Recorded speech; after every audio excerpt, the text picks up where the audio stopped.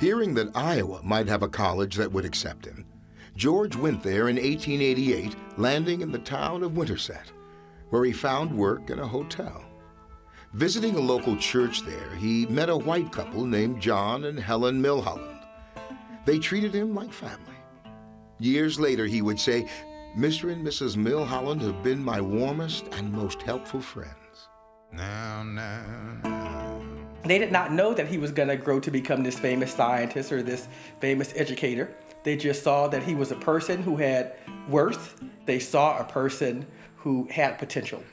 And they took the time to learn about him as an individual, and they took the time to see what they could do to encourage that potential. Though we all can't be like Carver, because I believe he had a real genius, we can all be like the kind of people who encouraged him and inspired him in his way. Just regular, everyday people doing what they could to learn about a fellow human being.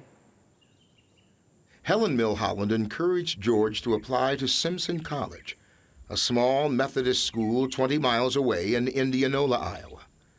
He was accepted and enrolled on September 9th, 1890. Carver came here and presented his credentials, and the president, President Holmes at that time, said, "Well, of course you're welcome here," and admitted him, and thus began his career at Simpson College. Years later, George acknowledged the warmth of his reception at Simpson College, simply saying, "They made me believe I was a real human being." He really found a home there. There's a well-known story about how several of his fellow classmates would invite him to go to concerts, and he couldn't go because he didn't have any money. And before long, after this was known, he would return home to find concert tickets slid underneath his door.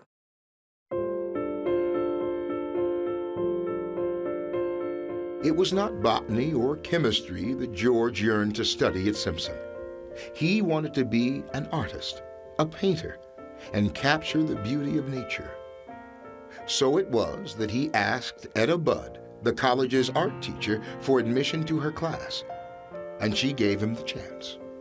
It's kind of interesting in that she was new to Simpson College the same year that he came, and she was a first-year faculty member in art, and he had been drawing and wanted to pursue his art, and met with her, and she was reluctant actually to let him in her art studio because he didn't present a portfolio or any of the usual